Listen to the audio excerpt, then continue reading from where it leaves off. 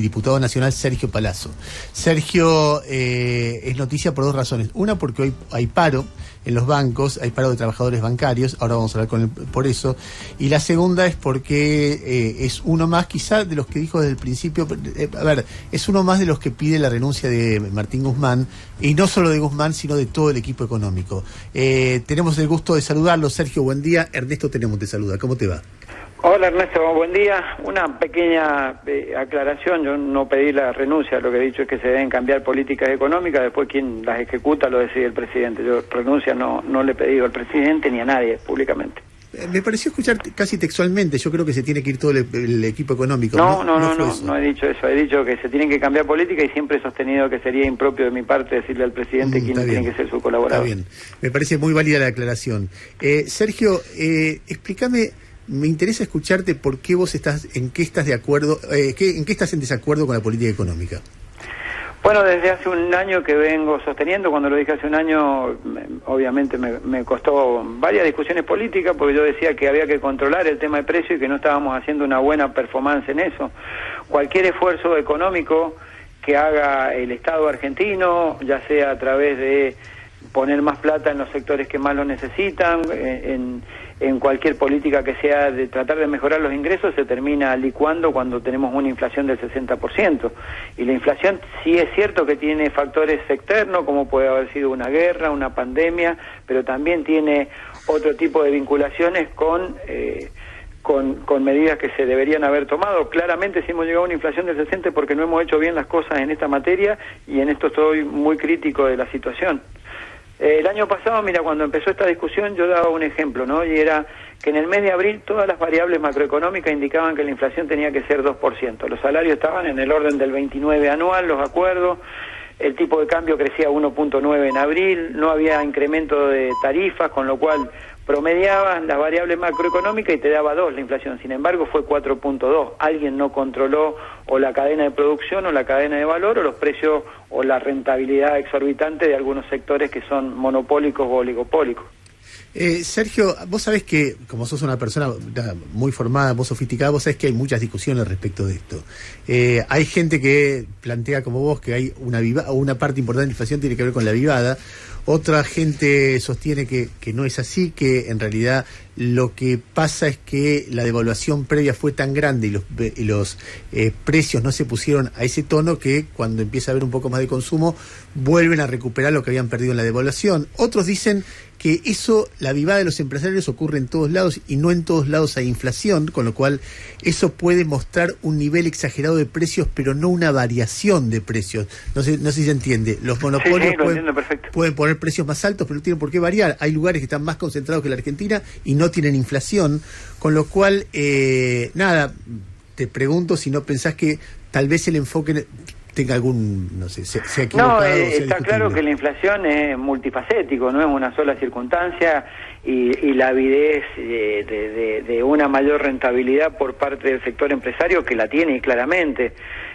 Vos tenés un componente externo que hoy en el mundo está viendo inflación, y por qué en países que antes no la tenían o países que tienen una inflación mínima y la duplicaron, y por qué pasa, y porque hubo una pandemia donde hubo que emitir, donde hubo que tomar medidas de otro tipo, y esto le generó algún proceso de inflación, ya sea porque se generó demanda a través de la emisión o por alguna otra circunstancia.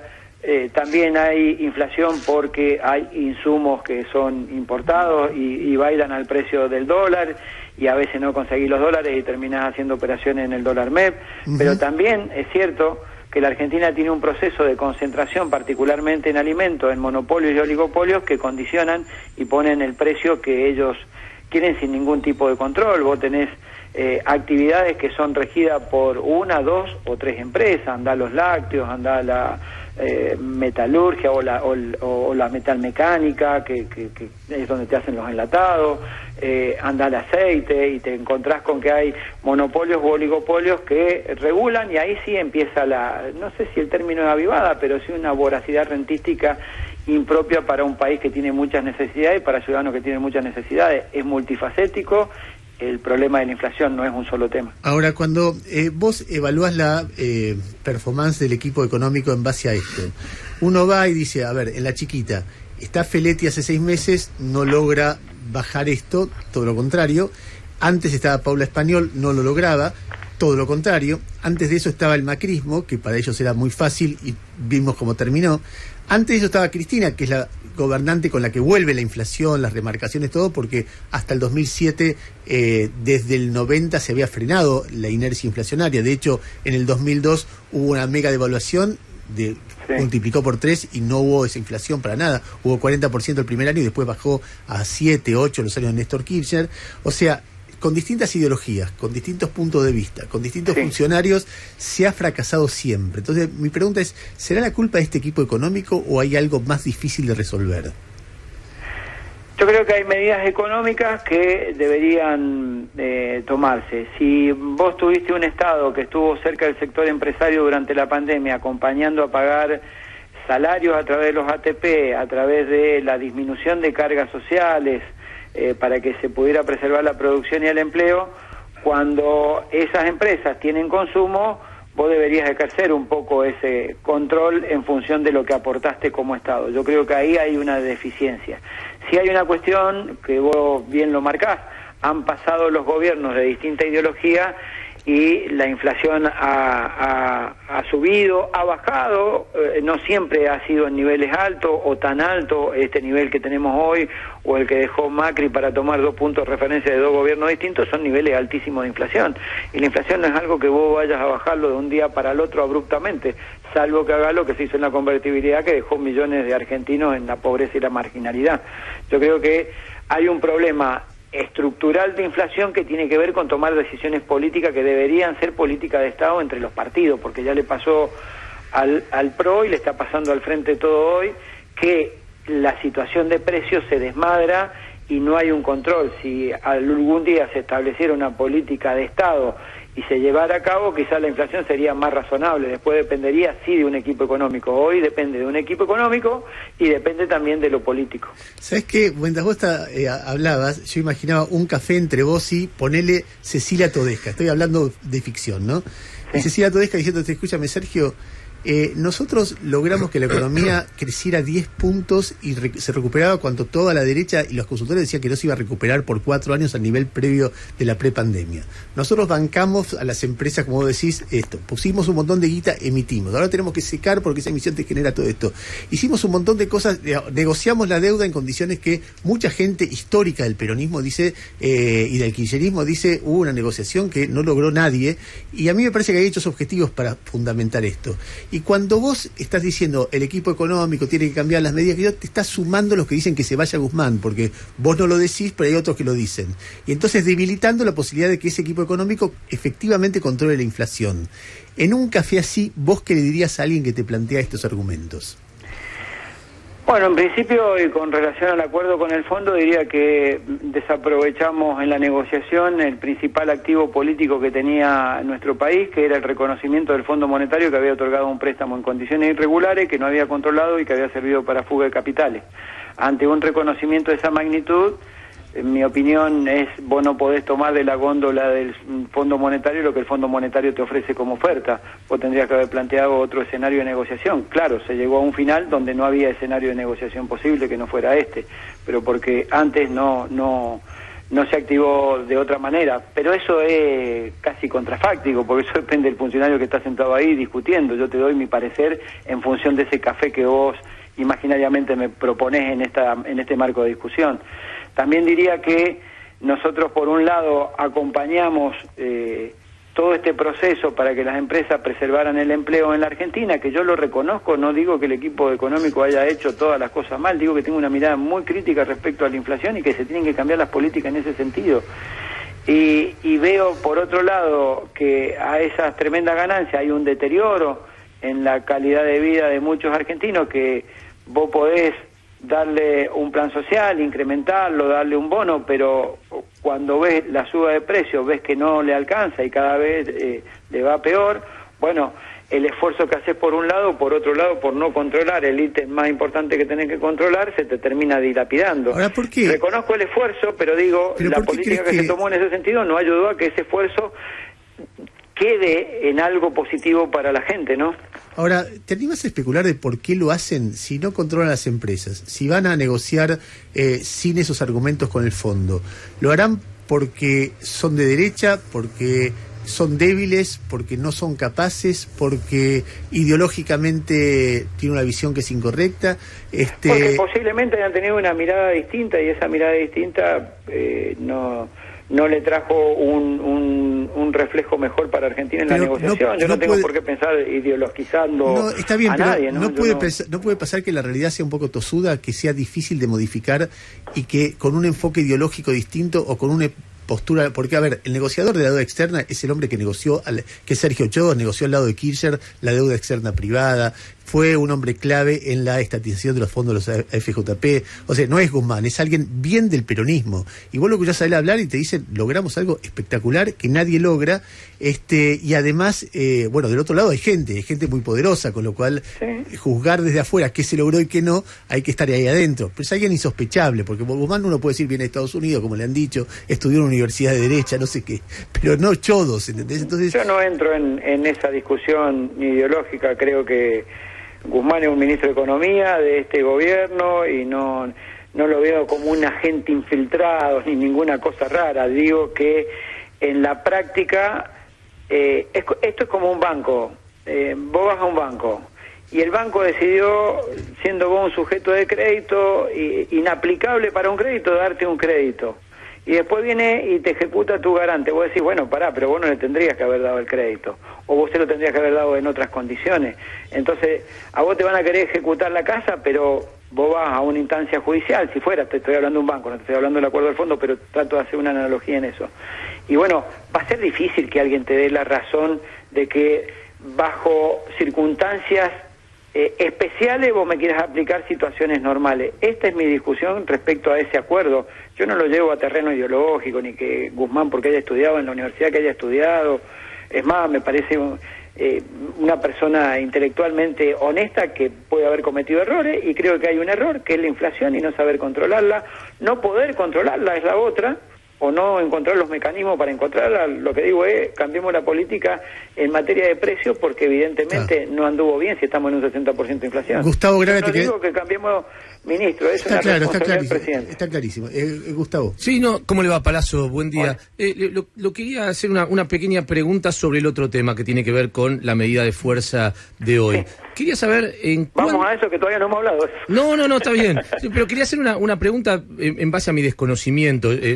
Entiendo cuál es el conflicto, el tema de las cuotas, el tema de el porcentaje que ustedes están pidiendo, mientras los bancos ofrecen 5 puntos menos. Pero ¿cuál es el salario promedio, el salario inicial de alguien que trabaja en un banco? Y si usted tiene además referencias de cuál ha sido, digamos, las ganancias, si es que las hubiese habido, uno supone que sí, de los bancos en el sistema financiero en el último año.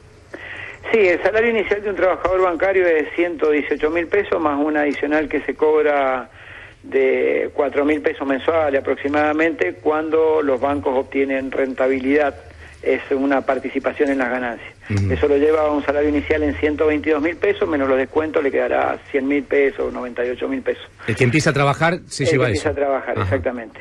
Las ganancias de los bancos, como dato importante o un dato relevante que también lo ponemos en valor en la negociación cuando nos ofrecen particionar de 5 a 7 cuotas el acuerdo salarial, que es lo más grave del acuerdo, de la propuesta de ellos, es que hace pocos días el Banco Central emitió una resolución donde le permite distribuir los dividendos generados en el año 2020 y 2021, que no se los permitieron por la pandemia primero y después por otras razones no le permitieron distribuirlo. Esa distribución de dividendos entre los accionistas de los bancos, ese 20% que le permiten, es 121.000 millones de pesos. Si es el 20, quiere decir que el 80 son 600.000 millones de pesos más que le queda por cobrar. Estas son las ganancias que han obtenido en este tiempo, por eso nosotros sostenemos que nosotros el acuerdo que pedimos es en línea con lo que los propios bancos diagnostican como presunta inflación en sus informes privados ante el Banco Central. Lo que no me dijo es cuánto es el sueldo promedio Palazzo, ¿cuánto Y es el eso? sueldo promedio varía de acuerdo a la Cámara y hay ítem que nosotros no tenemos acceso, como puede ser determinados bonos que los bancos le paguen Bien. a algunos funcionarios, pero si querés ese monto, multiplicarlo al que yo te acabo de dar, multiplicarlo por 2 y es un buen acuerdo, una buena referencia. Palazzo, ¿qué tal? Buen día, Jairo Estracha lo saluda, ¿cómo le va? ¿Qué tal? Escuchando recién sus diferencias con la gestión económica y viendo también cómo votó en el Congreso el acuerdo con el fondo, y dada la discusión general que hay, ¿usted se imagina al Frente de Todos llegando con una PASO discutiendo esto en el 2023 o se lo imagina roto con dos listas por afuera distintas? No, yo imagino un Frente de Todos que preserve la unidad y que si no hay una resolución digamos, de consenso para encontrar las candidaturas y el programa económico se resuelva a través de una PASO, no es una preocupación. Todos los espacios o varios espacios han tenido PASO e incluso han mejorado su performance electoral con eso. Así que yo veo un Frente de Todos unidos, no dos listas por separado, y en ese Frente de Todos todavía hay tiempo para hacer esfuerzos para alcanzar una unidad, y si no se alcanza una unidad plena de programa y candidatura, tiene que haber seguramente habrá una PASO y nadie tiene por qué asustarse por eso. Y le hago una pregunta de la atención cotidiana en los bancos. La Asociación Bancaria se manifestó varias veces en favor de la vuelta a la presencialidad cuando estaba eso en discusión. Ahora, ¿eso se está dando 100%? Y le hago una pregunta puntual. El otro día veía comunicados de personal del Banco Central, que no sé si es afiliado a la bancaria o es personal de trabajo del sector público, de una representación sindical oponiéndose a la vuelta a la presencialidad. ¿Hay discusión o está saldado? Mira, nosotros sostenemos la comisión gremial, el Banco Central sí están dentro de la asociación bancaria, no sé si el comunicado habrá sido de parte de la gremial, de alguna agrupación. Nosotros en la mayoría de los bancos tenemos agrupaciones que militan sindicalmente y políticamente, algunas son afines, otras no. Nosotros hemos sostenido dos cosas. En principio, que es importante la presencialidad, y segundo, no desconocemos que existe el teletrabajo y que van a haber sectores de trabajadores teletrabajando. Lo que decimos es que esta parte del teletrabajo, tal cual lo dice la ley, tiene que encontrar, de acuerdo a cada actividad, un marco regulatorio en su convención colectiva. ¿Y qué es ese marco regulatorio?